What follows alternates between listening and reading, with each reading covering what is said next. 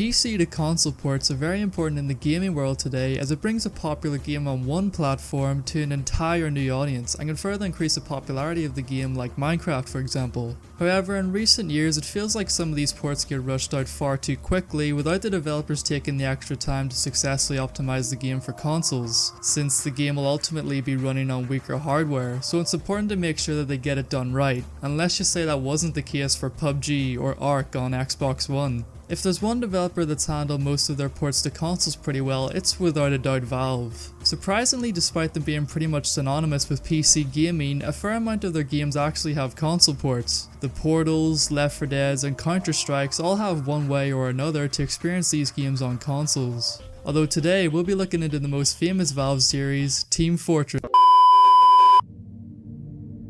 Good morning, and welcome to the Black Mesa Transit System. Shortly after the critical and commercial success of Half-Life for Windows PC in 1998, it brought up the question whether the filthy console peasants would ever get to experience the greatest FPS ever created. Pfft, yeah right.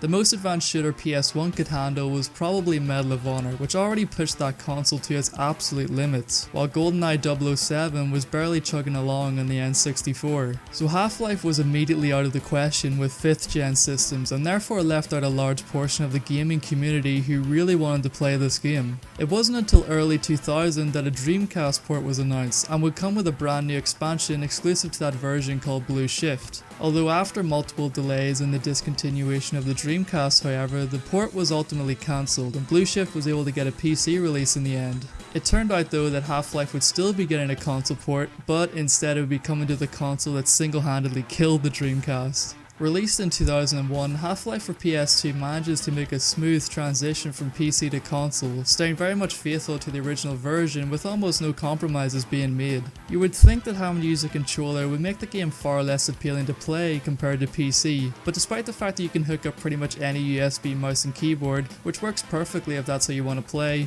the developers made sure that the game could play just as well with a controller, letting you fully customize each button layout as well as including a lock-on feature. Traversing through Black Mesa is still just as easy to do. You can even perform an auto crouch jump by just holding down X, which is a pretty useful addition if you find them tricky. There are minor differences to the PC version, like a slightly different layout in Office Complex, or the health charger actually having a better design. I guess the biggest difference I noticed was how the saving worked for the PS2 version. I went in with the assumption that this game had checkpoints, and after getting my first death at the head crab elevator, I ended up back at the very start. Okay, so that was my fault. I started again, making sure to quick save as I went along, made a good amount of progress since then, and decided to take a break before the surface elevator in chapter 5. So after a few hours I switched my PS2 back on, selected load game, and to my horror the memory card had no save data on it. Fuck. Turns out the quick saving doesn't actually save to the memory card, instead you have to back out into a second pause menu to properly save the game. I had to restart my playthrough twice because I thought quick saving worked similarly to PC.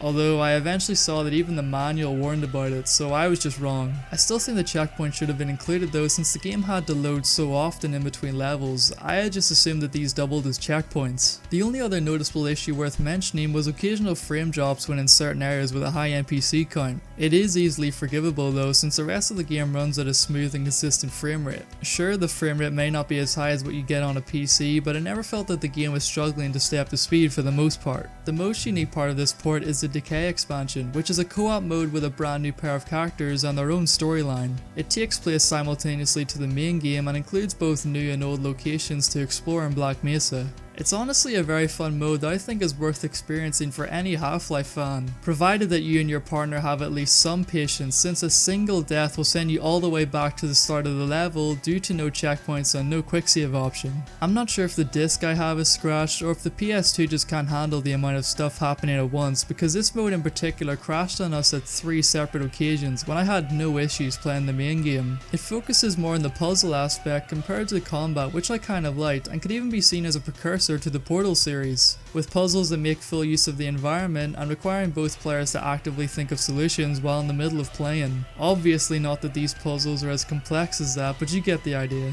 Rounding out the package is a basic head-to-head for only 2 players. Kinda disappointing when 4 players was basically the standard for first person shooters at this time, and also no online multiplayer left this mode feeling bare bones and tacked on. Overall, Half-Life on PS2 is a solid port. Hell, I've even seen people call it the best version of this game. I think the PS2 benefited from the fact that this was a 3-year-old game at the time, so the console's hardware was more than capable to handle it. The extra 2-player modes are a nice incentive to check this version out, and being able to use mouse and keyboard makes for a port that left me pleasantly surprised. What also left me pleasantly surprised was the fact that somehow Half-Life 2 managed to get an Xbox port only a year after its initial release.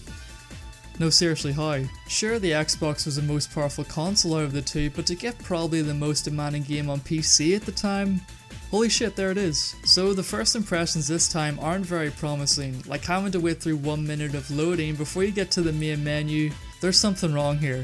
I mean, it's certainly impressive seeing it work, but just because something can be done doesn't mean it should.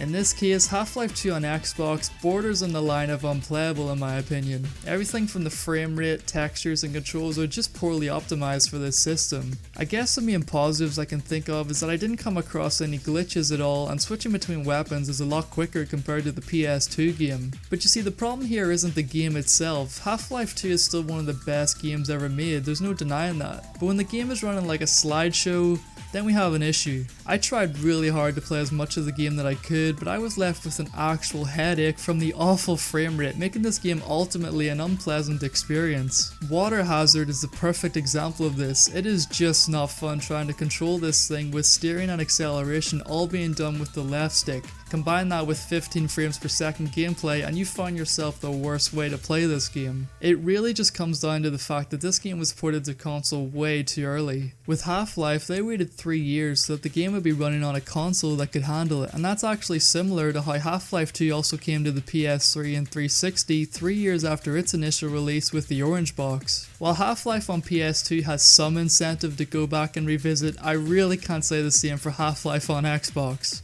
But hey, at least it isn't as bad as the Counter-Strike port.